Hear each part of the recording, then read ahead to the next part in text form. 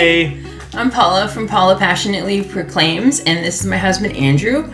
We are in our kitchen / living room area, and we are about to start on our Bible study that we're doing called Think on These Things, and right now we're going through the book of Genesis.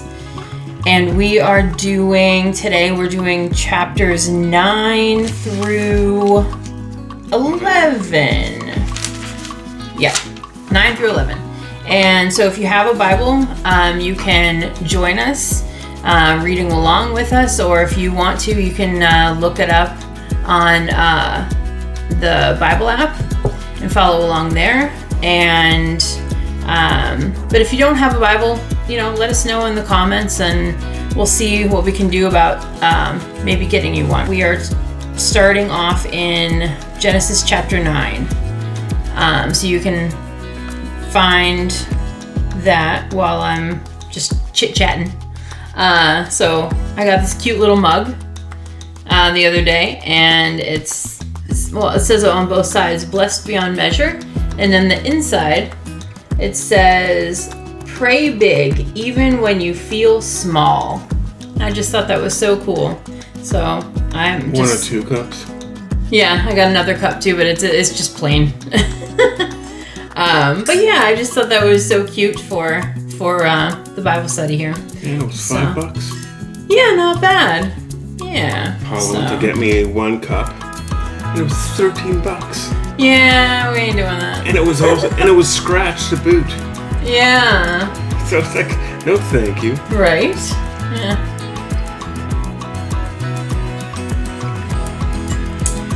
So, did you want to pray, my husband, before we get started here? Yeah. I'm going to move that over. Heavenly Father, Lord Jesus, thank you for this day, God. And thank you for your word. That's your inspired word that will bless all the ones that read it, God, and just have it bless us as we read it and give us knowledge and understanding of your word today. In your name, Jesus. Amen. Amen. So before I get started here, I just want you to know that we took about 9 minutes of takes just saying hello. Yeah. And a bunch of laughter. It's her fault. Yeah. Yeah, that was a difficult one. I don't know why. Yeah, like 9 minutes we spent on just saying hi and waving. Yep. Okay, so Genesis chapter 9. We are just going to be reading along, and if we have something interesting to talk about or mention or whatever, then we're just going to pause for a moment, talk about that, and then move on. So Genesis chapter 9, God confirms his covenant. Then God blessed Noah and his sons and told them, be fruitful and multiply, fill the earth, all the animals of the earth, all the birds of the sky, all the small animals that scurry along the ground, and all the fish in the sea will look on you with fear and terror. I have placed them in your power. I have given them to you for food, just as I have given you grain and vegetables. But you must never eat any of the meat that still has the lifeblood in it. What does yours say right there? It says, but the flesh with the life thereof, which is blood thereof, shall ye not eat. Good golly, what the heck does that mean? So mine is the NLT, and his is the King James. And I just don't do King James. My mind, I can't, I don't know. There's like a blockage or something. Just says don't eat blood. Well, they could say that. It did. Listen, it didn't. Okay. Yeah, because so basically what they're saying that like make sure there's no blood left in the meat, or are they saying like it's all drained completely? If it's not eat meat that still has blood in it, I guess. Which I agree with completely. If you're hearing little kids, they're from down the hall. We live in an apartment building, so. Yeah, they're out in the hallway playing, so you might hear them. Okay, verse 5. And I will require the blood of anyone who takes another person's life.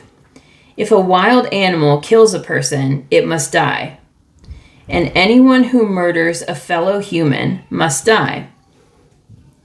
If a person takes a human life, that person's life will be taken by human hands. For God made human beings in his own image. Now be fruitful and multiply and repopulate the earth. So, I find that portion very, very interesting. How so? Well, I think that if that were still the way it was today, you'd have a whole lot less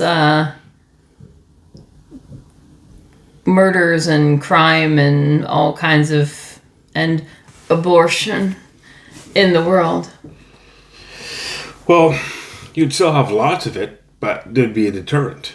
Yeah, that's what I mean. Like there would be, it would still be there, but people would be more afraid to do it.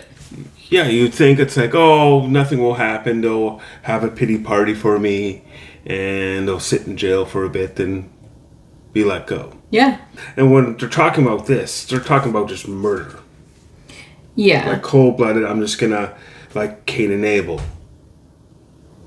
I'm gonna take a rock and smash your skull in. Yeah. I mean, there's a difference because I can't remember where it says. But it talked about if someone breaks into your house. In a heated moment, you kill them. It's not murder. But goes, you feel at the sunrise, then you do it. Then it is. Yeah, because it's premeditated. Premeditated. But if they just come in and you do something and they die, yeah. That's not because you're not thinking about it. You didn't even know they were going to come bursting in.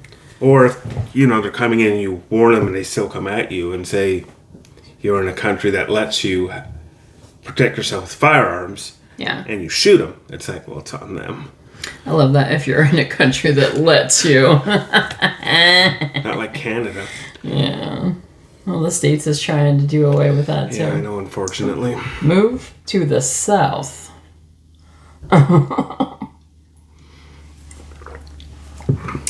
Anyway. Yeah, but like I snuck abortion in there, too, because I feel like that is essentially premeditated. That is 100%. Murder. Because, I mean, you're pregnant. And you know that's a life. You know it's a body.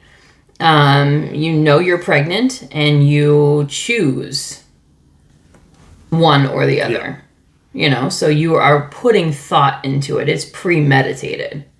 It's not just like if you were to be pregnant or something and fall down the stairs or get in a car accident or something like that and your baby just died. Yeah. That's different. That's not premeditated. But now society, it's like, oh, they just say it's a fetus. Yeah, no. Well, a fetus is a stage of life. You got a toddler, you got a baby. Yeah. I mean, it's like a teenager, stages of life. Yeah, like a bug, whatever, like the beginning is like larva stage. Yeah. You know what I mean? Like if that's the same, that would be like the equivalent of fetus stage. Yeah. But they want to dehumanize it. Yeah. If it's not a human, it's okay. It's not this. A lot of people did that when, what were they doing? Was it Croatia? It was just ethnic cleansing. Oh, these people are less than us. They did World War II. Yeah. In Nazi Germany, they said the Jew wasn't a person. Yeah. When you dehumanize it, it's easier. Did you just bring up the Jews? Are we getting canceled now? Probably. But listen. Well, I guess it's not against the law yet. Not yet. Oh, in Canada, anyways. Oh, it's coming. It's coming. But, it's like you shed blood. It's like you live by the sword, you die by the sword. Yeah. And again, I think that's when you were going around just killing senselessly. If you're a soldier in war and you're, defending your country or at war, it's different. Because I'm in a battle. But if you go, okay, all these people are prisoners, and you just like, hey, let's gun them down for fun, well, then that's completely different. And I guess it falls again down to a heart thing. What's your heart? Yeah. But anywho. Verse 8. Then God told Noah and his sons, I hereby confirm my covenant with you and your descendants, and with all the animals that were on the boat with you, the birds, the livestock, and all the wild animals, every living creature on earth. Yes, I am confirming my covenant with you. Never again will floodwaters kill all living creatures. Never again will a flood destroy the whole earth. Then God said, I am giving you a sign of my covenant with you and with all the living creatures for all generations to come. I have placed my rainbow in the clouds. It is the sign of my covenant with you and with all the earth. When I send clouds over the earth, the rainbow will appear in the clouds, and I will remember my covenant with you and with all the living creatures. Never again will the floodwaters destroy all life. When I see the rainbow in the clouds, I will remember the eternal covenant between God and every living creature on earth. Then God said to Noah, yes, the rainbow is the sign of the covenant I am confirming with all the creatures on earth. So, I was thinking about this, and an interesting thing about the rainbows, right? So, pride for the LGBT plus whatever community, they have always gone with the rainbow. Now I guess it's more colors, more excitement. But their rainbow, the original rainbow, only had 6 colors to it, and God's rainbow has 7 colors. And I just find it interesting because 7 is the number of completion and perfection, and hey, it's finished, this is done, I'm never gonna do it again, this is my covenant, right? And 7. And then 6 is the number of man and the number of Satan. And that's funny that they have chosen to have 6 colors in their pride, which is also of the 7 deadly sins, pride rainbow. I just find that very interesting. Did you have anything to add about any of that first section there? No. Okay. Verse 18, we're still in chapter 9, so verse 18, Noah's sons. The sons of Noah who came out of the boat with their father were Shem, Ham, and Japheth. Ham is the father of Canaan. From these 3 sons of Noah came all the people who now populate the earth. After the flood, Noah began to cultivate the ground, and he planted a vineyard. One day he drank some wine that he had made, and he became drunk and lay naked inside his tent. Ham, the father of Canaan, saw that his father was naked and went outside and told his brothers. Then Shem and Japheth took a robe, held it over their shoulders, and backed into the tent to cover their father. As they did this, they looked the other way so that they would not see him naked. When Noah woke up from his stupor, it just sounds funny. When Noah woke up from his stupor, he learned what Ham, his youngest son, had done. Then he cursed Canaan, the son of Ham. May Canaan be cursed. May he be the lowest of servants to his relatives. Then Noah said, May the Lord, the God of Shem, be blessed, and may Canaan be his servant. May God expand the territory of Japheth, May Japheth share the prosperity of Shem, and may Canaan be his servant. Noah lived another 350 years after the great flood. He lived 950 years in total, and then he died. When you live that long, what's your retirement age? It'd be funny if it was still 65. I'd be like, well, I'm just kicking back for like the rest of my 800 years. Well, he'd have been retired before he built the ark. Yeah, I know. He would have been retired before he had his children. Yeah. Well before. That's funny. But I looked it up just for a timeline. So it was at least 3 years after, when they left the ark, that he had made that wine, because it takes about 3 years for grapevines to mature. Oh, okay. I didn't know that. I don't know anything about grapevines and stuff. I didn't know either. I just looked it up today. I'm like, okay, it's like, how long did it take? So he probably planted it fairly soon after. So we knew it was at least 3 years. Because they probably definitely brought seeds along with them, so they could plant wheat and barley and oats or whatever kind of seeds, so they could feed themselves and livestock. And have that for after, yeah, so that they could replant. So how long does it take to make wine then?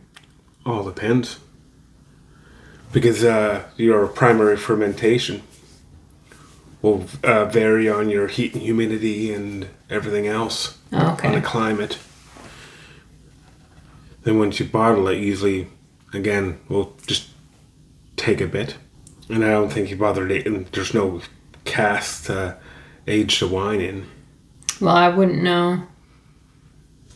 I really don't know anything about that kind of thing, so... Don't know anything about vineyards, don't know anything about making wine, or anything. So, I'll have to take your word for that. Okay. I really don't know. I found it interesting, though, that they kept referring to Ham. They kept saying the father of Canaan. They kept yeah, and that was the bad one, wasn't it? Yeah. Canaan, yeah, with the. Well, I think we'll read down through here and learn more about that, because we are headed in now to all the fun names. To the next two chapters are going to be interesting, because I'm going to probably mispronounce a bunch of everything. Yeah, because I just don't know. Because the next two chapters are a lot of names and a lot of people's names and a lot of places' names. So, yeah, good times. Chapter 10. This is the account of the families of Shem, Ham, and Japheth, the three sons of Noah. Many children were born to them after the great flood. So the descendants of Japheth. The descendants of Japheth were Gomer, Magog, Madai, Javan, Tubal, Meshech, and Tiras. The descendants of Gomer were Ashkenaz, Riphath, and Tagorma. The descendants of Javan were Elisha, Tarshish, Kittim, and Rodanim. Their descendants became the seafaring peoples that spread out to various lands, each identified by its own language, clan, and national identity. So would these have been like the maybe people like the Norwegians and Celtic maybe and stuff like that, where they like more you call Vikings and things like that? Would they have been Would that maybe would be where they descended from? Well, the Scandinavians? Yeah. Possibly, but a lot of people were seafaring. But it says their descendants became the seafaring people that spread out to various lands, and identified by its own language, clan, and national identity. So it was broken up then. Like, these were just the start. Like, possibly. Yeah, that's what I was thinking. Anyway. Okay. The descendants of Ham. And this was the guy right here who was cursed. The descendants of Ham were Cush, Mizraim, Put, and Canaan. The descendants of Cush were Seba, Havilah, Sabta, Rama, and Sabteca. The descendants of Rama were Sheba and Dedan. Sure. Yeah. Cush was also the ancestor of Nimrod, who was the first heroic warrior on earth. Since he was the greatest hunter in the world, his name became proverbial. People would say, "This man is like Nimrod, the greatest hunter in the world." He built his kingdom in the land of Babylonia, with the cities of Babylon, Erech, Akkad, and Calneh. From there he expanded his territory to Assyria, building the cities of Nineveh, Rehoboth, Kala, and Rezin, the great city located between Nineveh and Kala. Mizraim was the ancestor of the Ludites, Anamites, Lehabites, Naphtuhites, Pathrusites, Parasites, like, jeez Louise, Kazluhites, and the Caphtorites, from whom the Philistines came. Canaan's oldest son was Sidon, the ancestor of the Sidonians. Canaan was also the ancestor of the Hittites, Jebusites, Amorites, Girgashites, Hivites, Archites, Sinites, Arvadites, Zemarites, and Hamathites. The Canaanite clans eventually spread out, and the territory of Canaan extended from Sidon to the north of Gerar and Gaza in the south, and as far east as Sodom and Gomorrah, Admah, and Zeboam near Lasha. These were the descendants of Ham, identified by clan, language, territory, and national identity. So Ham, so he had, I saw Gaza mentioned in there, interesting. Sodom and Gomorrah. From Philistines. If I'm remembering right, Nimrod. Nineveh. Yeah. Nimrod was worshipped as a man. Yeah. And he kept on, and after many, many years, it became Baal or Baal. Well, I don't know. We'll probably say that somewhere in there, if that's the case. Yeah, I think later on. Yeah. Yeah, Babylon. Yeah, there's a lot of... when yours says Babylon, mine says Babel. What verse is that? That would have been verse 10. Verse 10. Yeah, there are a lot of not nice Cities. tribes and cities and things, yeah, were in with the descendants of Ham. Interesting. Okay, the descendants of Shem. Verse 21. Sons were also born to Shem. the older brother of Japheth. Shem was the ancestor of all the descendants of Eber. The descendants of Shem were Elam, Asher, Arphaxad, which that reminds me of the horse from Neverending Story. What was it? What was its name? Artax. Yeah, that always reminds me whenever I see that. But anyway, side note. The descendants of Shem were Elam, Asher, Arphaxad, Lud, and Aram. Arphaxad was the father of Shelah, and Shelah was the father of Eber.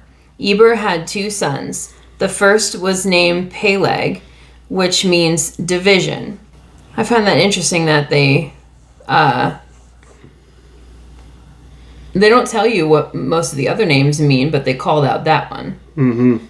I just found that interesting. For during his lifetime, the people of the world were divided into different language groups. His brother's name was Joktan.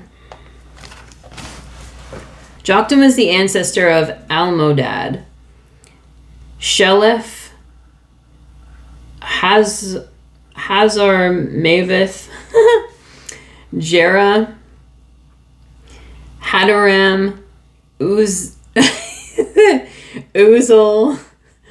Dikla, Obal, Abimael, Lord have mercy, Sheba, Ophir, Havilah, and Jobab.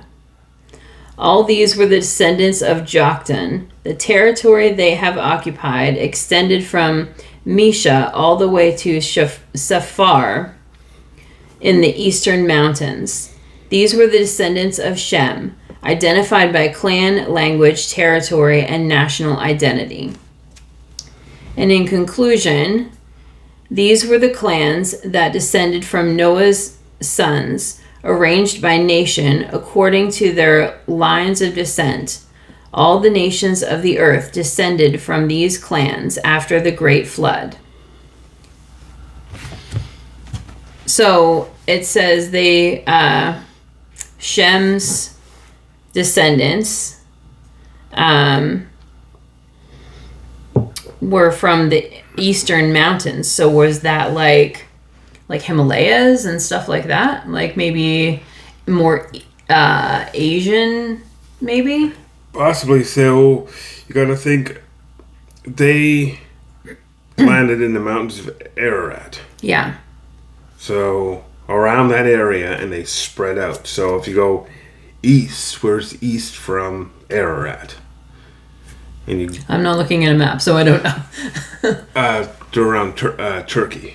Yeah, so it would be getting closer to the more Asian, like Eastern more than countries. Likely. Yeah, okay. And yeah, that definitely would be more in like the Himalayan areas. Possibly. When they said the Eastern Mountains, that would make sense. Again, the Himalayas are a large mountain range, so... Yeah. Well, that's interesting. Did you have anything else to add, like, about the descendants or anything? Like, no. Yeah, that, okay. Chapter 11. The Tower of Babel. At one time, all the people of the world spoke the same language and used the same words. As the people migrated to the east, they found a plain in the land of Babylonia and settled there. They began saying to each other, "Let's make bricks and harden them with fire." In this region, bricks were used instead of stone, and tar was used for mortar. That would be kind of interesting because you don't use like more like a cement or something for like mortar. Now there would be black on the end, like in between the layers. Mine says slime. Slime? Slime. Okay, so all I'm picturing is like the Nickelodeon green slime like pouring down on somebody's head. So, yeah. Well, it says, yeah, make bricks and burn them thoroughly, and they had bricks for stone and slime they had for mortar. Slime. It really does say slime. Yeah. Huh. And that could have been a mixture or something. Yeah. That's... I mean, they could have been a mixture, like if they had a bog and stuff bubbling up. Bog is a disgusting word. Bog. Like, it's like... Have you been in a bog? No, but, well, how many bogs do you know of that are around, like, where we have been living? Not too many. Well, there's small ones in Alberta. Yep, but, okay. I never lived in Alberta. Anyway, but yeah, bog is like a, I don't know, muddy, swampy. That's where they would get pitch from. Gross. Like, I would hate that. Yeah, and yeah, they don't smell nice, but yeah, I can imagine. Probably smells kind of similar to like the heading out towards the beach there. Ooh. Yummy. or some kind of tree resin. For the between the mortar. bricks, yeah. Verse 4. Then they said, "Come, let's build a great city for ourselves, with a tower that reaches to the sky. This will make us famous and keep us from being scattered all over the world." But the Lord came down to look at the city and the tower for the people that the people were building. "Look," he said, the people are united, and they all speak the same language. After this, nothing they set out to do will be impossible for them. Come, let's go down and confuse the people with different languages. Then they won't be able to understand each other. In that way, the Lord scattered them all over the world, and they stopped building the city. That is why the city was called Babel, because this is where the Lord confused the people with different languages. In this way, he scattered them all over the world. Did you have anything to add there? Yes. So I'm just figuring, so he changed the language. They changed what they look like? You would think that it would say that, but if he did. I mean, because if you go places in Africa, right? Black people are looking different from people in, Southeast Asia. Yeah. And it's like big difference. Yeah. Than Caucasian people. I mean, and there's quite distinct differences. And how much would the location actually change how you look? Well, and see, that's the thing too, because if you say that people adapt to their location, their different looks and whatnot, that maybe to some degree, but then if you lean so too heavily into that, like it kind of heads down the path of like evolution. It can. But yeah, I'm just like, did God go, okay, you're gonna change how you look and your genetics? Yeah. I don't know, but like genetic traits, and I think that if it did, that they would. If he did, then it would mention it there, because that's a big thing. Mm-hmm. Why wouldn't he mention it? Yeah, I'm not too sure, but it's like. And could you imagine if he did, right? And you're sitting there talking to Joe, right? And now all of a sudden Joe looks completely different and sounds completely different. That would be frightening. Maybe that's why they scattered. Maybe. Huh. You're just like, this is weird. I'm going over here. I'm out. See ya. Yeah. I don't know. That's interesting. But still, I feel like that's a big thing. The huge thing. That he, like, because he mentions the fact that he's confused the languages and whatnot. So why would it not mention that? Because I feel like, and I don't know, maybe it's not. Maybe language is just as equal, like kind of equal importance to looks. I don't know. But I feel like they're still so huge that they should both be mentioned if it were actually true that was the, like, God, there are some details, like nitty gritty details that have been left out, but I feel like that's a big thing. Yeah. I don't feel like that would have been left out if that was the case. I don't know, that's just my opinion. But maybe, you never know.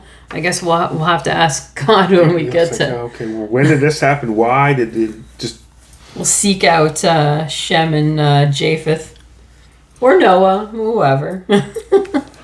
Well, was Noah still alive then? It doesn't say when he... I think so, because he lived... Is it 950 years? Yeah. So he was... It doesn't say that... I think it does later. You can actually get a time... There's actually timeline graphs. Oh, it does, right in the next bit. Sorry, time. Yeah, there are, like, maps of timelines or whatever. Where you can see, okay, Noah lived to there, all these descendants were here, you're like, oh. Yeah.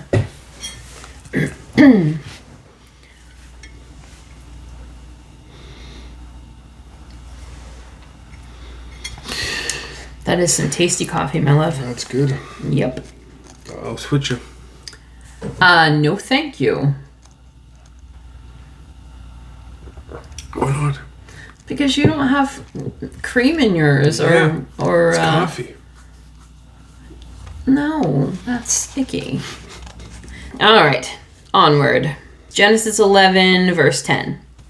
The line of descent from Shem to Abram. This is the account of Shem's family. They follow one family line.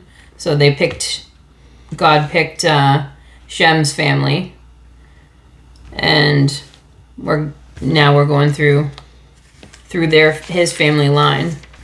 This is the account of Shem's family.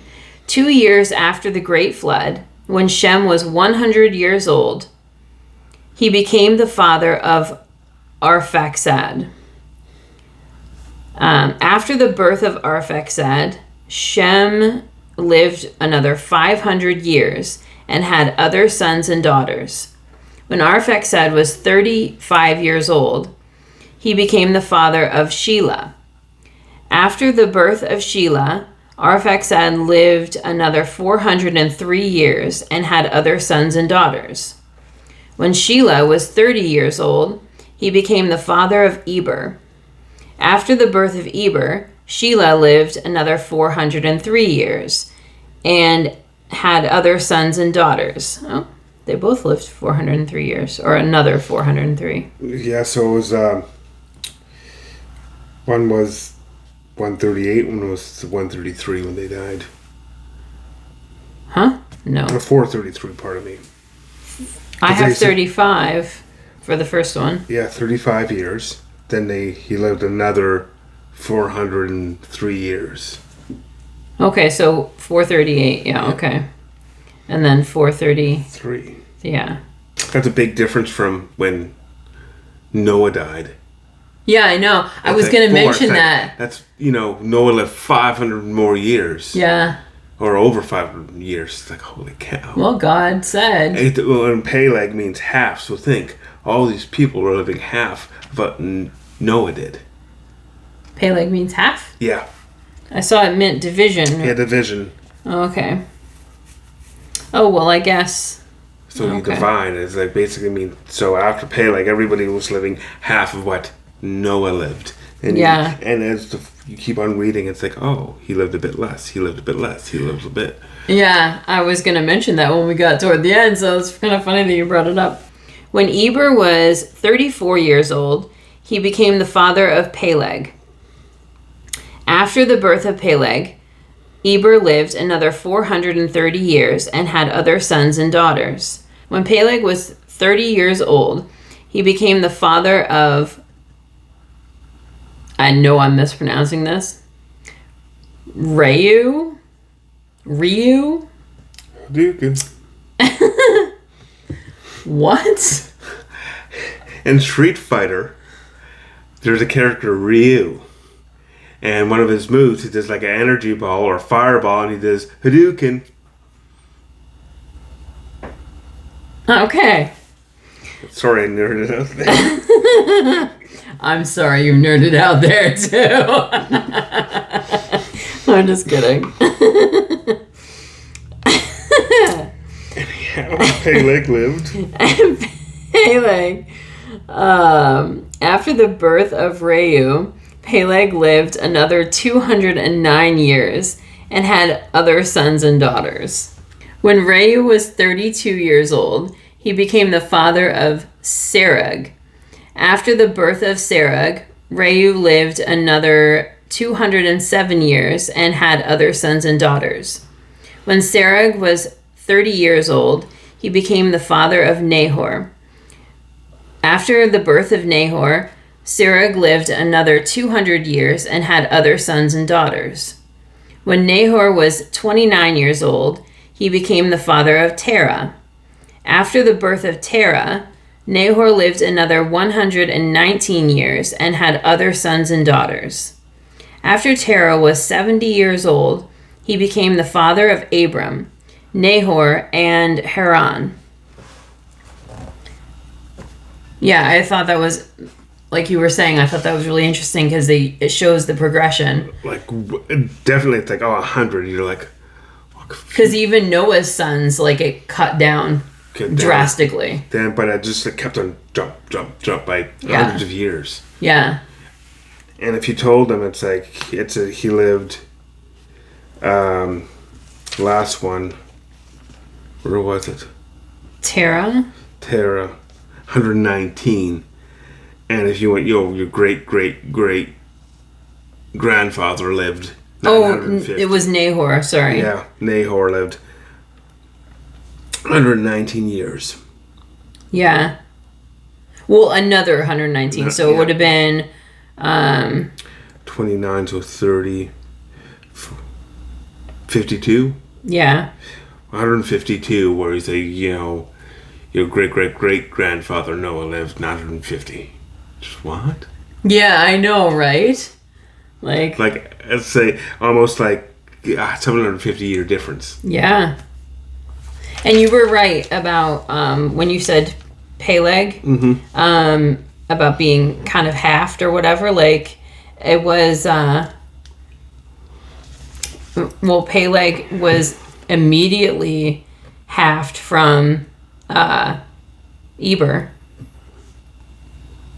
Because Eber lived 464 years, where Peleg only lived 239. So, like, it was, like, immediately, like, boom, you're done.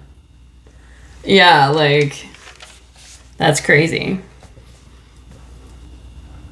But, yeah, God said he wasn't going to put up with these humans for so long as he did before, because they were, their sinful nature and whatnot, and probably stupidity.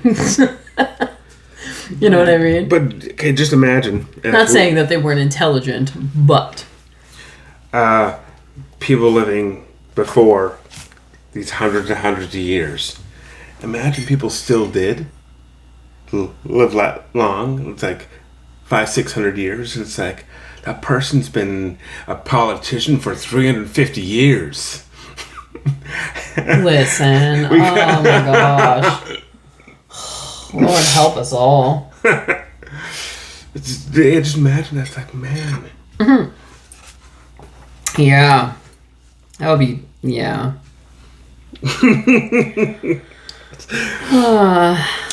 But it was interesting, though, that when I saw what they talked about Shem, because it doesn't talk about the ages of the other boys, because they're not the line that they're going down.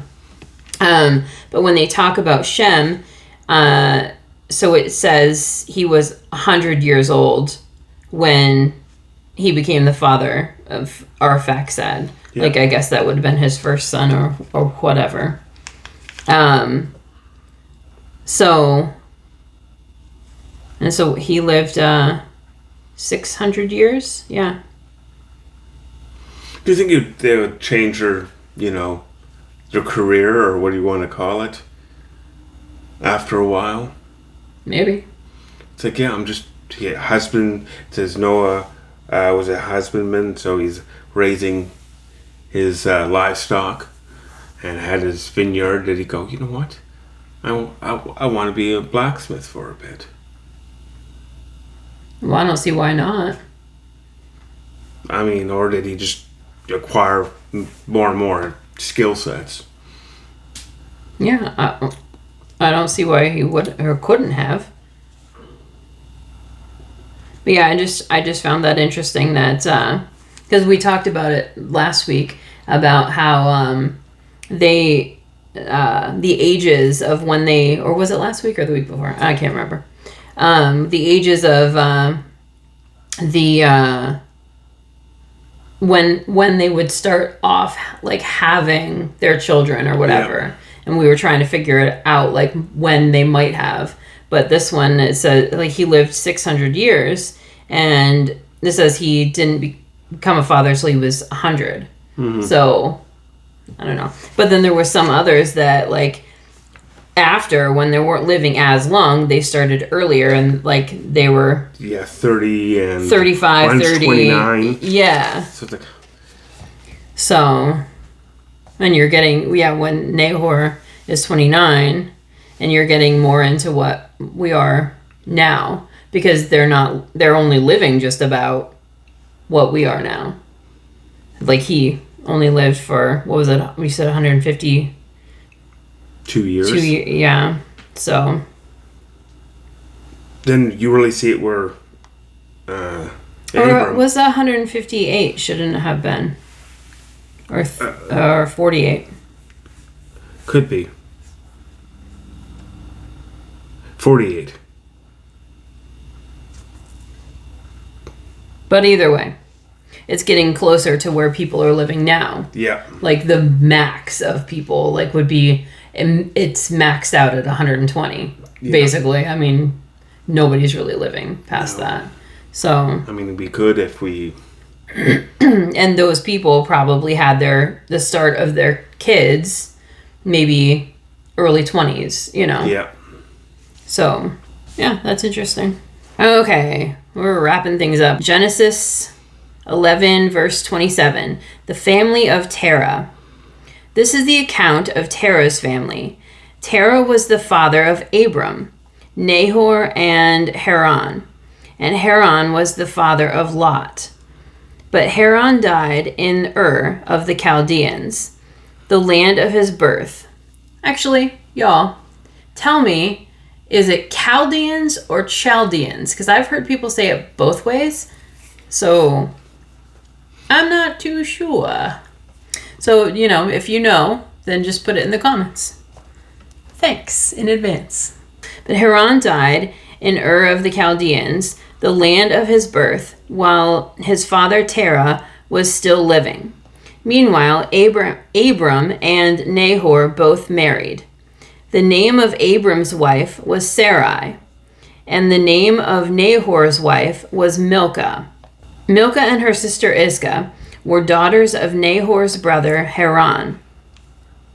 But Sarai was unable to become pregnant and had no children.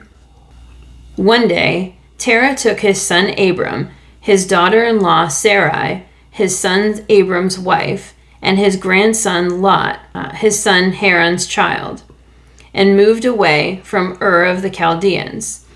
He was headed for the land of Canaan, but they stopped at Haran and settled there.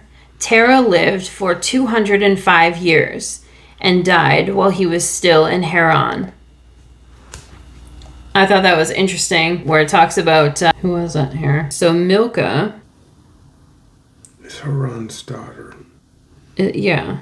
And Haran is the brother of Nahor. Okay. So Haran. Yeah, so Nahor married his niece. Yeah. Which is interesting. I guess. Well, Why but not? they must have done that a good deal, though. Probably. Marrying family members. Because they would have had to replenish. Yeah. But I just found that interesting that they stated that. Because they didn't tell you, like, where all the other... They didn't tell you about the other people's wives. Nope. And they didn't tell you, you know, where they came from or what close relation or whatever, you know. Well, this is going down from Noah to all the way down to Jesus. Yeah. So they're just going, these are the specific people.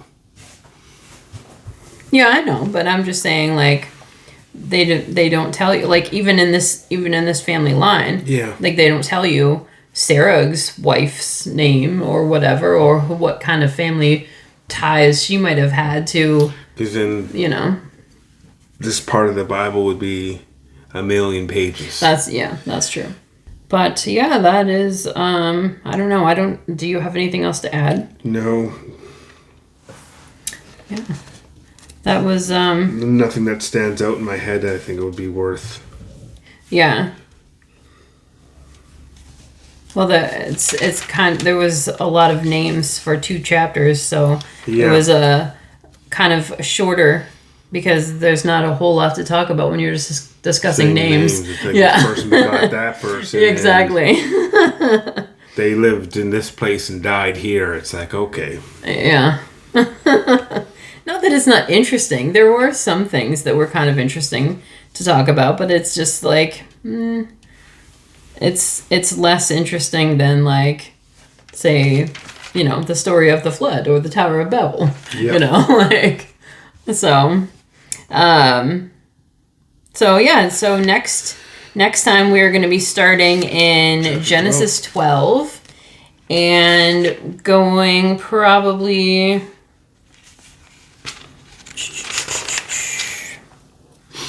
Probably 2 at a time. A lot happens in those chapters. We're either going to probably be doing 2 chapters or 3. So we will see. We're just kind of breaking things up as it makes sense to along the way. So sometimes we'll do, 1 chapter. Sometimes we might do 3 chapters. It just depends. But yeah, so next time you can join us for Genesis chapter 12. And we are done for this time. Yep. So we will see you later. Thank later. Yep. Bye. Bye.